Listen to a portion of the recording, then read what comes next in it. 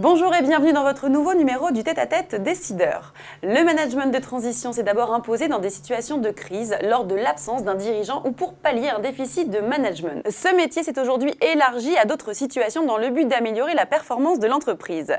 Transitoire, comme son nom l'indique, pourquoi les entreprises font appel à ce style de management. En 2016, 43% des dirigeants français auraient déjà fait appel à un manager de transition.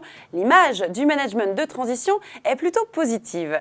Les entreprises se doivent d'être compétitives et faire preuve d'une grande adaptabilité, d'où ce management de transition.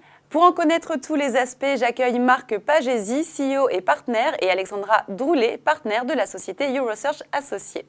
Bonjour à tous les deux. Oui, bonjour Fanny. Et merci d'être présent sur le plateau du tête-à-tête décideur sur BFM Business. Alors, première question pour vous, Monsieur Pagesi, comment pourriez-vous nous définir ce management de transition? Le management de transition, c'est la mise à disposition immédiate ou très rapide de compétences à très forte valeur ajoutée pour un temps donné auprès des entreprises ou des organisations.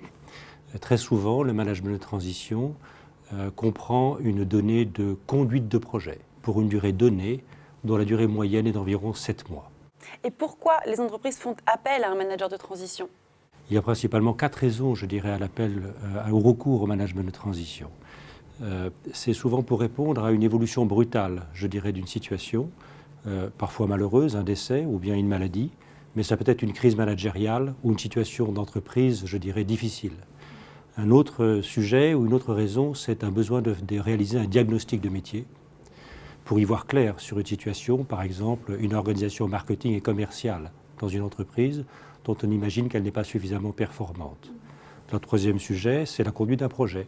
Ça peut être un projet de développement, un projet de transfert, un projet de fermeture de site, ou parfois un projet d'accélération de croissance ou de création, dans une entreprise, ou même ou de création de sites. Et puis, une quatrième situation, c'est le besoin de prendre en main complètement une fonction dans une entreprise, la fonction de direction générale naturellement, mais aussi l'ensemble des fonctions d'un comité, ou des différentes fonctions d'un comité exécutif ou d'un comité de direction. Madame Droulet, quel type de sociétés y ont recours? Il y a toutes les tailles d'entreprises y ont recours en fait. Nous, on travaille à la fois pour la start-up, comme la PME, l'ETI ou pour un grand groupe. Alors les raisons sont un petit peu différentes. Pour la start-up, ça lui permet en fait d'avoir recours à des compétences très dimensionnées pour un moindre coût. L'ETI, la PME, c'est souvent pour des raisons de transformation. Et puis le grand groupe, on peut dire qu'aujourd'hui, en fait, ils n'ont plus vraiment, je dirais, les salariés de réserve qu'ils pouvaient avoir avant. Et quel secteur d'activité est touché par le management de transition? Tous les secteurs? Tous, même si historiquement, en fait, le secteur de l'industrie était le secteur dans lequel le management de transition était le plus présent. Il reste quand même aujourd'hui 50% des missions qui sont réalisées dans le secteur de l'industrie, mais aujourd'hui, nous travaillons aussi bien pour le digital, les médias, la mode, la santé, la banque, l'assurance et évidemment l'industrie aussi. Alors, Monsieur Pagesi, comment les entreprises trouvent-elles leur manager de transition? Quels seraient vos conseils en tant qu'expert dans ce domaine? Alors, le marché du management de transition, c'est 350 millions d'euros. Dont on estime que la moitié du marché est réalisée directement par des managers de transition qui contractent directement auprès des entreprises. L'autre moitié du marché est une partie du marché intermédiaire qui fait appel à des gens comme nous, qui sont dans une logique de conseil et d'accompagnement et qui travaillent avec des managers de transition qu'ils connaissent depuis de longues dates.